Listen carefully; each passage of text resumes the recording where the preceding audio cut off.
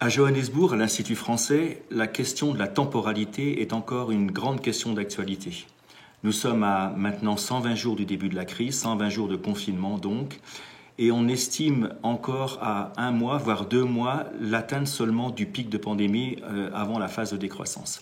C'est donc un rapport à un temps très long qui nous est imposé et que nous avons dû prendre en considération. Comment se sont comportées nos équipes ? Une très très grande réactivité, une capacité tout à fait exceptionnelle à se remettre en question et à adopter de nouvelles pratiques. Plusieurs raisons à cela, je crois. La première, c'est que l'établissement lui-même n'a pas été menacé dans ses fondamentaux. Il est sain, il dispose d'une bonne trésorerie, et donc c'était un sujet de préoccupation en moins pour tout le monde de savoir que l'établissement avait les reins solides et pouvait faire face. La deuxième caractéristique est que l'Institut français en Afrique du Sud n'opère pas dans les murs. Et toutes ses activités sont hors les murs, en partenariat avec un ensemble d'associations, d'institutions et d'entités sud-africaines.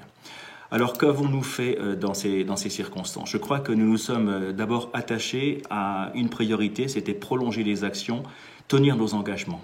Bien sûr, il a fallu reprofiler nos actions puisque les modalités antérieures n'étaient plus accessibles, n'étaient plus possibles. Mais nous nous sommes attachés à trouver des solutions de sorte que nous puissions tenir notre parole et rester des partenaires fidèles, fiables, alors que les temps étaient très difficiles pour tout le monde. À titre d'illustration, peut-être je peux mentionner notre participation au National Art Festival qui était prévu avec la présentation d'une exposition coproduite avec la Cité de l'image et de la bande dessinée d'Angoulême qui s'appelait Art of Comics, qui avait été présentée en octobre 2019 à l'Institut à Johannesburg, à la National Art Gallery. Et en fait, dans l'impossibilité de présenter ce produit, puisque le festival lui-même était devenu online en raison de la pandémie, nous avons imaginé un nouveau concept, un nouveau produit. Nous nous sommes engagés dans la production d'un site qui propose une conversation entre les auteurs de bandes dessinées sud-africains et ceux du continent. C'est ainsi qu'est né Afropolitan Comics et qui, nous pensons, sera un produit intéressant, notamment dans la perspective de la tenue d'Africa 2020.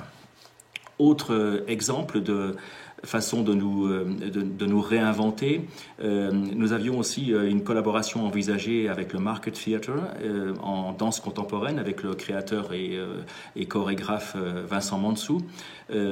Évidemment, là aussi, le spectacle n'a pas pu être produit et donc il s'est très rapidement transformé en une version en ligne, agrémentée d'un certain nombre d'éléments documentaires qui se sont adjoints à la proposition artistique pure et qui a pu être présenté au public. Voilà, je crois, ce qui a marqué fondamentalement ces premiers mois de pandémie. Nous avons parfaitement conscience que nous sommes dans un temps très long et qu'il va nous falloir rester dans cette situation de très longues semaines, voire de très longs mois, et que sans doute d'ailleurs nous ne reviendrons jamais véritablement à une activité telle qu'elle a pu se développer antérieurement. Mais le maître mot, ça a été de ne pas interrompre les partenariats.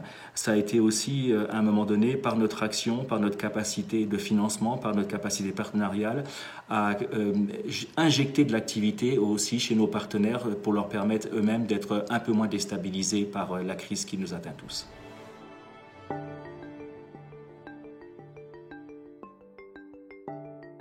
L'accès à l'information, la diversité des canaux de communication, la place laissée à la parole de nos partenaires, quelquefois même la surabondance d'informations, toutes ces questions, nous avions essayé de les creuser en février dernier lors de la Nuit des idées avec un débat intitulé « Être vivant, est-ce être visible ?»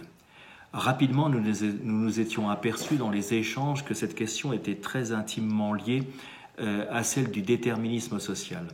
Et c'est très important et très prégnant dans un pays dans lequel la disparition d'une partie de la société a été une politique institutionnelle pendant assez longtemps.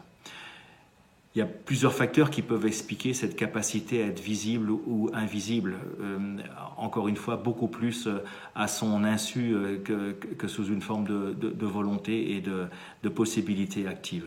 C'est celle de l'appartenance ethnique parfois, de l'appartenance sociale, quelquefois même de la question du genre. Toutes choses qui font qu'on est plus ou moins, et à son corps défendant, en situation d'être placé devant le front de la scène.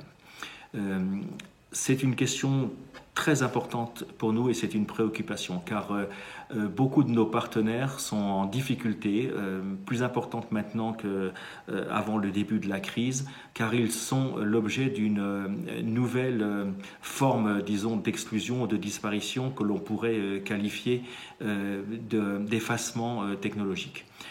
Pourquoi? Parce que je ne suis pas en train de parler de technologies très sophistiquées, mais tout simplement du rapport à l'électricité, du rapport à la data, la possibilité d'en acquérir et ainsi de comprendre ce qui se passe autour de soi et de pouvoir aussi porter sa propre voix. Il y a une situation très tendue ici et malheureusement, nous avons beaucoup de questions sous nos tables et peu de réponses actuellement encore. Alors qu'il nous faudra pourtant en trouver, parce que c'est d'abord une exigence déontologique et morale. Nos établissements sont intimement liés à leur contexte. Ils ont pour vocation d'entrer en communication avec toutes les couches de la société et tout particulièrement avec celles qui sont les plus défavorisées. Car il nous faudrait éviter qu'une nouvelle situation se développe et qu'il y ait une forme d'effacement de nos partenaires par manque de possibilité de converser avec nous. Évidemment, c'est une politique dont nous ne sommes pas comptables ou complètement comptables, mais c'est un enjeu et c'est un défi pour nous et c'est une responsabilité morale de faire en sorte que au confinement des corps ne succède pas non plus à un confinement excessif des esprits qui c'est une nouvelle forme de disparition.